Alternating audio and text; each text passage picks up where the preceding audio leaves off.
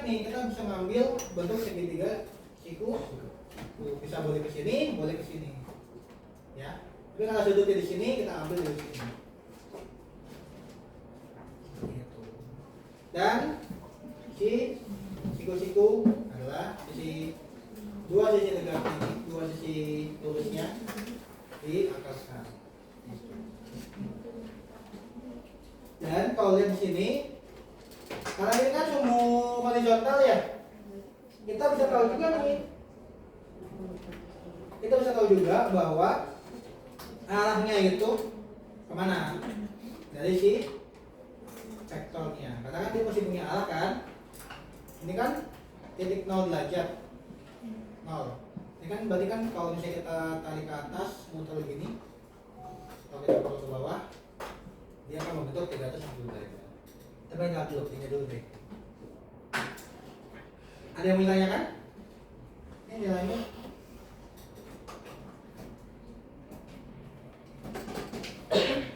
Kalau mau dicatat dulu boleh, ambil foto silakan. Ya.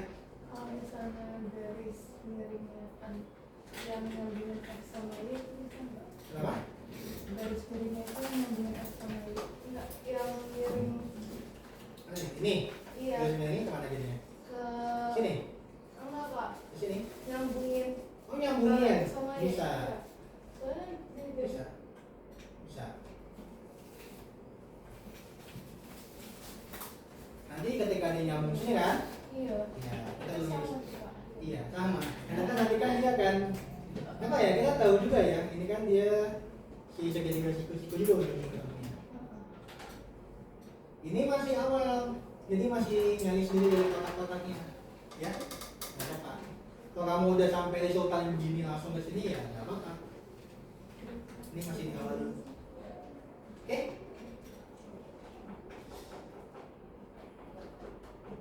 Kita lanjut kali ya. Kita punya soal lagi. Iya.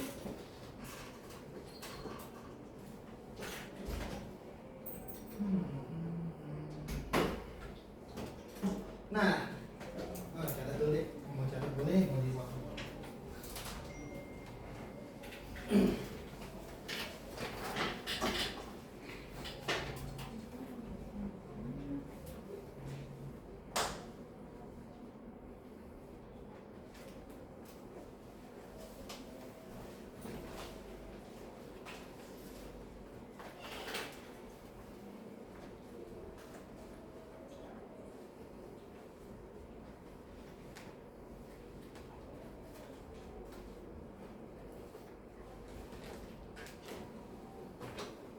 Sudah?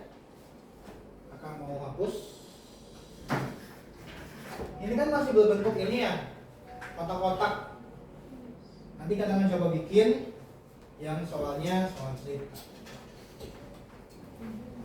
Ya.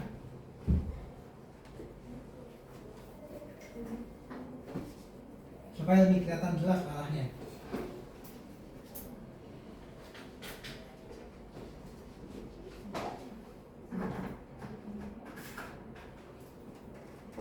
Nah, kalau mau sebuah soal tambahan, kita kasih nama Adit ya. Adit berjalan ke timur. Ya. Sejauh 40 meter. Kemudian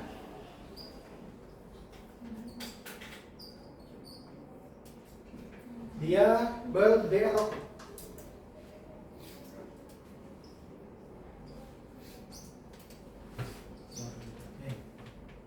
kemudian dia berbelok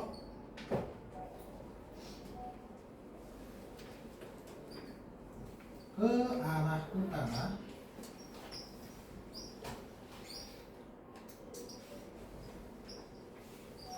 dengan sudut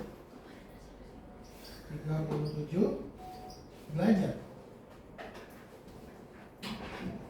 sejauh 180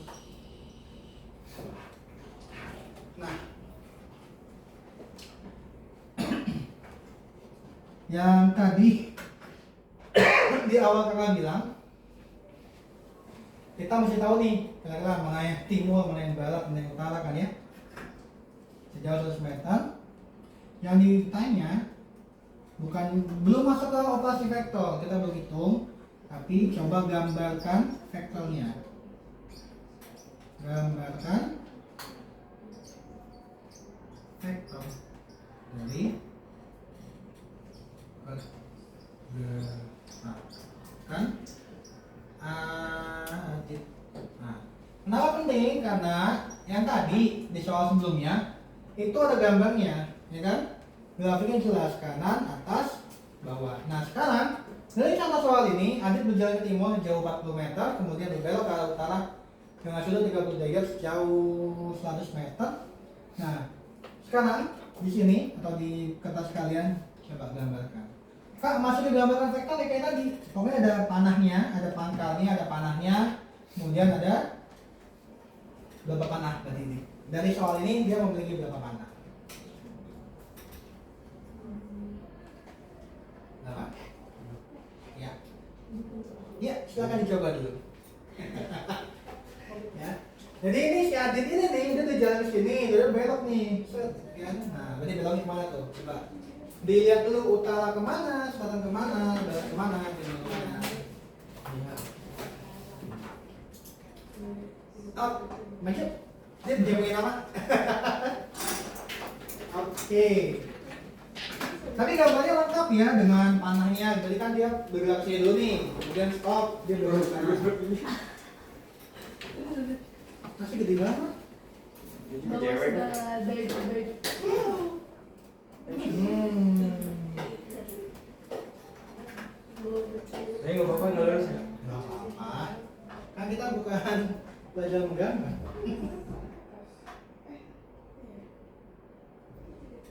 Nah, tapi panahnya.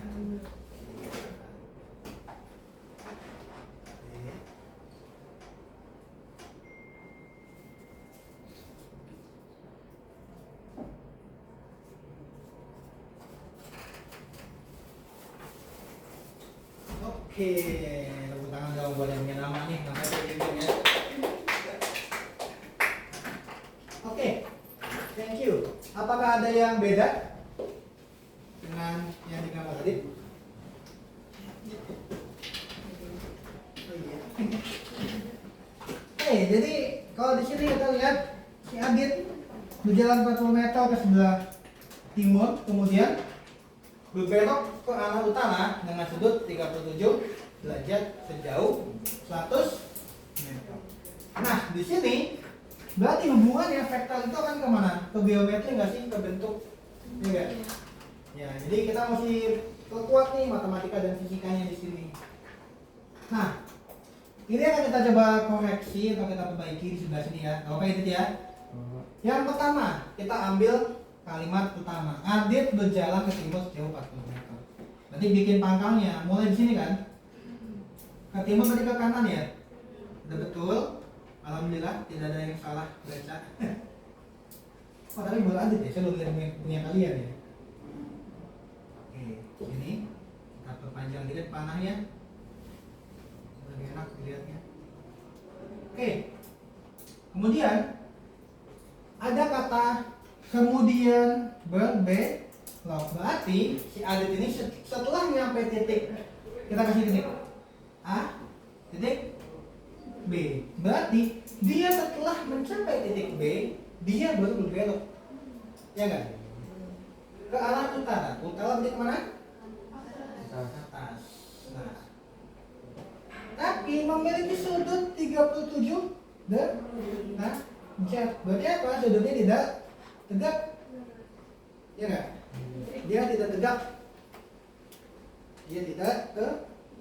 berarti kalau kita lihat dia udah pasti ke atas, ya kan? Tapi ada sedikit berbelok ke sebelah sini. Nah, ini dia punya sudut 37 titik K. Nah, seperti ini bentuk vektor yang benar. Jadi Yang di awal kakak bilang tadi, vektor itu menggambarkan arah dan nilainya belum ya. 40 meter. Ini harusnya lebih panjang dia. Ya. Ini nggak 37 nih, terlalu tegak tuh 37. Nah, ini lah. Nah, ini titik C-nya 100 meter. Jadi kalau di vektor dia punya nilai dan punya arah, dan dia itu saling sambung menyambung. Nah kalau kayak gini, kalau misalnya kita ganti soalnya atau kita tambah soalnya, hitunglah resultan vektornya. Berarti kita bisa hitung dari mana? Sini ke sini, ya enggak? Dari sini ke sini. Nanti setelah ini kita bahas. Pokoknya kali yang awal ini mesti paham banget nih. Namanya pembacaan grafiknya. Tadi sebelumnya pembacaan grafik, pemberian nilai, kemudian pembacaan arah atau pembuatan grafik dari kata-kata. Ini wajib banget dipahami. Bukan dihafal, tapi dipahami. Karena kalau nggak paham, nanti salah beloknya dia nggak salah. Karena setelah ini kita bahas sifat-sifat vektor. Cukup lah ya. Operasi vektor ini kita coba satu aja, resultannya satu biji aja. Sampai sini apakah masih bingung antara ini dan ini bedanya di mana? Aman ya. Jadi ternyata kita kalau mengikuti kata-kata di soal, kita lihat berarti apa? Ketika Adit nyampe di titik B sejauh 40, dia itu berbelok. Maksudnya dia tetap melanjutkan perjalanannya. Tapi kalau di sini yang Adit bikin, dia kan mulai dari titik A ke sini, berarti mundur lagi nggak tuh Bang? Mundur lagi kan? Iya. Iya, dia berarti mundur lagi. Sedangkan di sini dia bilang berbelok, bukan kembali ke titik awalnya. Tahu nggak ini tuh? Sekedar tambahan deh. Untuk misalnya kalian nih yang udah sampai perhitungan resultan di sekolah, kayak gini kan ya? F. Nilainya biasanya lebih kecil atau lebih gede daripada ini? Lebih gede kan? Nah, sekarang penggunaan kayak gini itu apa sih sebenarnya di kehidupan sehari-hari kalian? Ada kebayang nggak?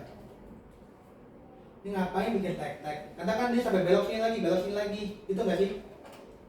Ketemu nggak kayak gini? Nah gini lagi nih, 2 kali gini ngitungnya. Kalau udah susah kayak gitu biasanya. Fungsinya itu apa? Yang pertama, kalau kalian pakai Google Maps di handphone kalian, misalnya kita dari sini ke junction, ini kita di sini, ya, BA, di sini junction. Kalau kalian buka open di Maps kalian, dia akan memberikan sebuah kira-kira misalnya sekitar 8 km. Misal nih, kakak nggak tahu berapa ya, dicek ya berapa kali ini kakak belum lihat. Nah, berarti ini ada apa? Ada titik A dan titik B kan? Tapi ini 8 km ini bisa kita bilang adalah sebuah resultan. Kenapa?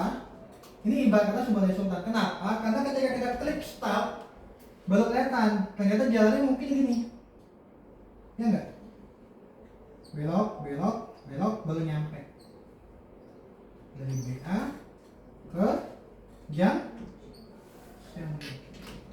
Dan ini biasanya ketika dia sudah seperti vektor bentuknya, banyak panahnya kan, dia hasilnya akan beda nih angkanya. Ini dia akan misalnya jadi 12 kilo. Coba aja lihat deh. Misalnya dari sini ke sini, dari titik A ke titik B, kita lihat di maps.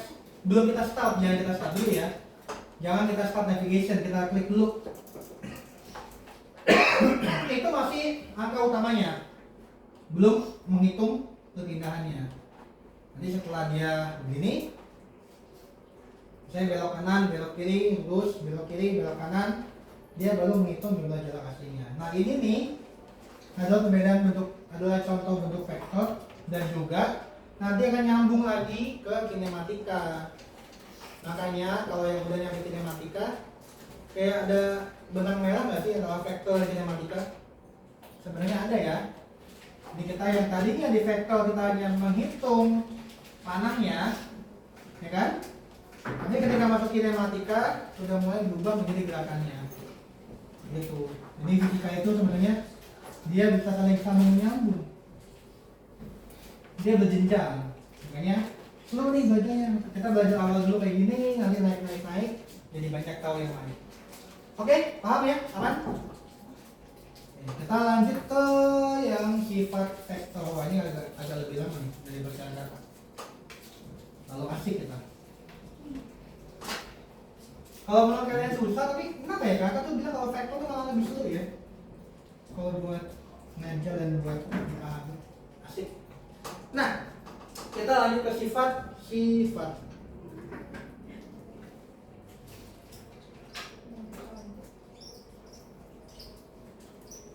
Dia punya sifat nih guys, ternyata. Tuh, tiganya. Yang pertama itu sifat pertamanya. Dua vektor akan dinyatakan sama jika memiliki arah dan nilai yang sama. Ini kakak bedain malahnya biar jelas. Kita punya vektor A dan vektor B. Jumlahnya sama. Di sini vektor A, ini vektor B. Dia memiliki nilai 5 dan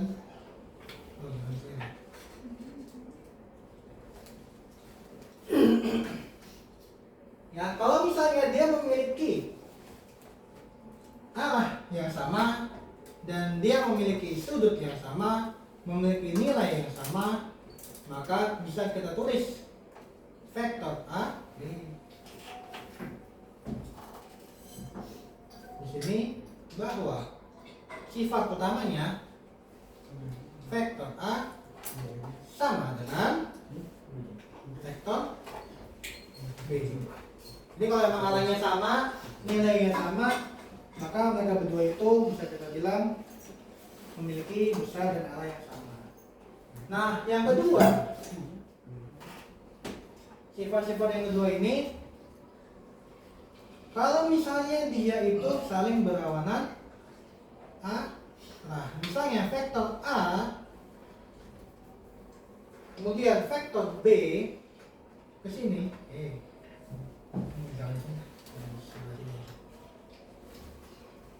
nomor 2 set ini A ya, kemudian di bawahnya ini vektor B nya beda arahnya.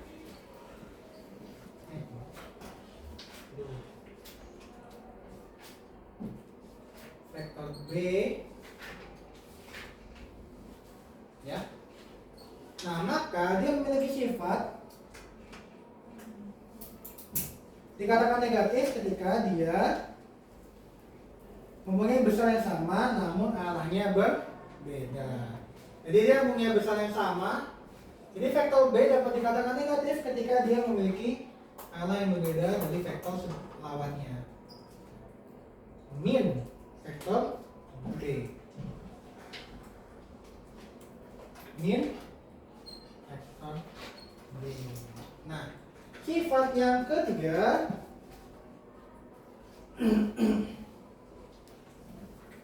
kita dapat jumlahkan si vektornya.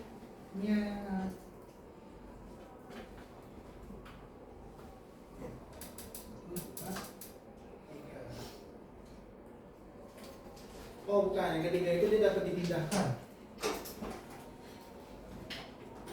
Yang ketiga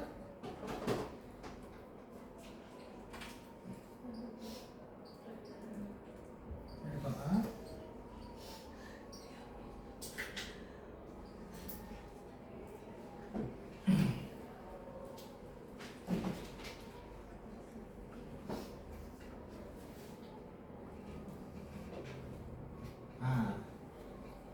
jadi vektor A dapat dipindahkan selama tidak mengubah besar dan arahnya.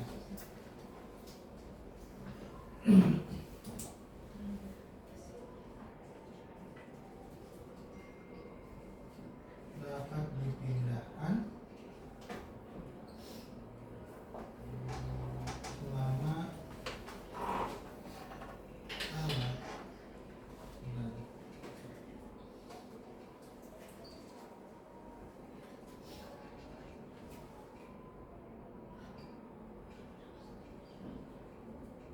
Nah, jadi dari sini agak beda ya. Kita usahakan seidentik mungkin.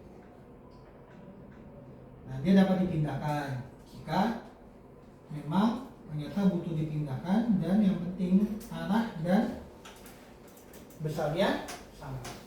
Yang keempat, vektor itu dapat dikalikan,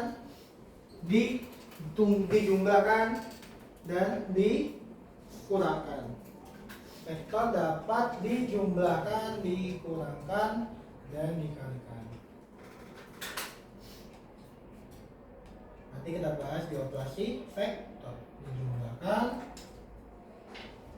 dikurangkan dan dikalikan. Nanti dibahas di operasi vektor.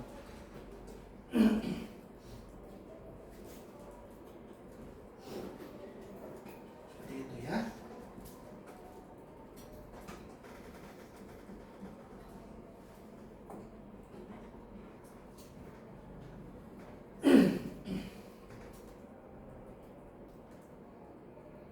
Jadi sebenarnya kalau misalnya dia sama, ya pasti sama ya. Jadi kalau misalnya ini vektor ini dan vektor ini sama, maksudnya gimana Kak? Maksudnya misalnya tadi Adit, Adit lagi pakai namanya, berjalan di sini, set, ini 40 meter. Kemudian Adit berpindah lagi, set, 40 meter. Berarti sebenarnya apa? Sama kan? Atau dia akan habis, ya enggak? Seperti ini, ya enggak? Dia ke sini, maka dia sama kan ini ke sini minus min 40. Berarti si Adit sebenarnya tidak melakukan pindah. Tetap kan balik lagi ke awal. Dia jalan ke sini 40, kemudian kemudian dia ke sini min 40. Habis enggak? Habis. Seperti itu contohnya ya. Kalau ini berarti ya misalnya dua-duanya Adit dan Indra berjalan sama-sama kan? Berarti kan sama tuh jumlahnya. Kalau ini contohnya si Adit dari sini ke sini. Oh ternyata dia itu arahnya sama nih, si X sebelah sini sama. Nah karena sama ya kan bisa dipindahkan dia, tidak ada perubahan dari besar dan arahnya. Nah kalau yang nomor 4 ini operasi vektor. Kalau misalnya yang kayak tadi tuh si Adit berpindah-pindah dari sini ke sini, dari sini naik ke atas, itu sebenarnya bisa dihitung resultannya di operasi vektor. Seperti itu sifat-sifat dari vektor.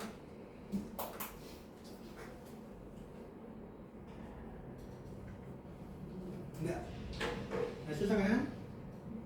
Asik loh belajar vektor. Asik kan?